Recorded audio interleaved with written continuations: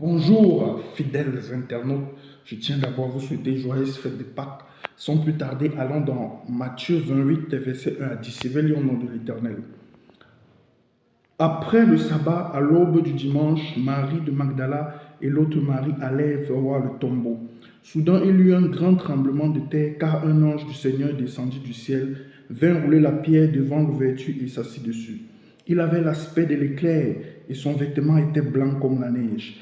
Les gardes tremblaient de peur et devinrent comme morts. Mais l'ange prit la parole et dit aux femmes, quant à vous, n'ayez pas peur, car je sais que vous cherchez Jésus, celui qui a été crucifié.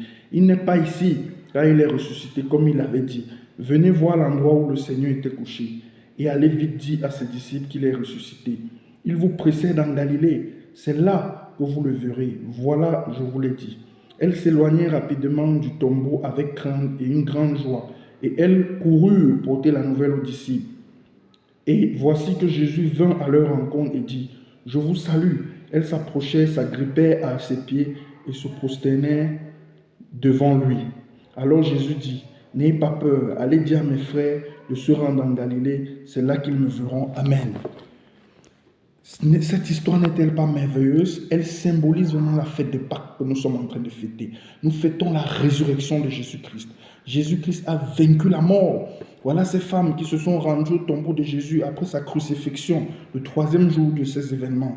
Elles arrivent, elles voient les anges qui leur disent, n'ayez pas peur, car si Jésus crucifié que vous cherchez est ressuscité. Aujourd'hui encore, chers frères et sœurs, maintenons cela en tête, que notre Dieu est vivant.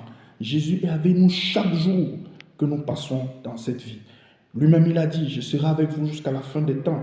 Même les situations que vous avez déjà enterrées dans vos vies, ou que vous croyez que l'intervention divine n'est plus possible, Jésus va ramener ces situations à la vie pour vous prouver qu'il est bel et bien à vos côtés et pour que vous vous attachiez encore davantage à lui.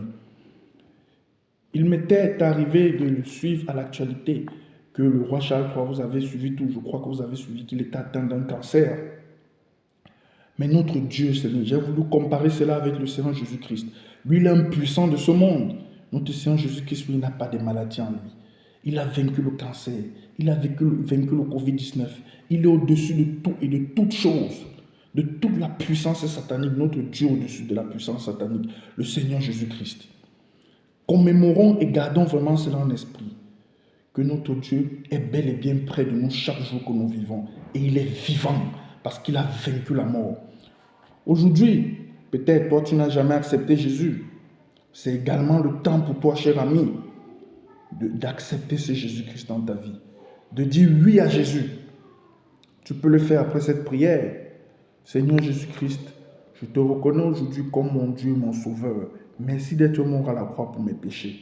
Au nom puissant de Jésus-Christ, j'ai prié. Amen. Commence à lire la parole de Dieu dans le Nouveau Testament à partir de Matthieu. Et sache quelque chose, Satan va souvent te combattre. Mais parce qu'il va entraîner avec le maximum d'âmes en enfer. Mais Jésus-Christ, lui, veut t'amener dans son royaume céleste. Où il n'y a que de la joie, dans son paradis céleste. Que Dieu vous bénisse tous et toutes. Shalom.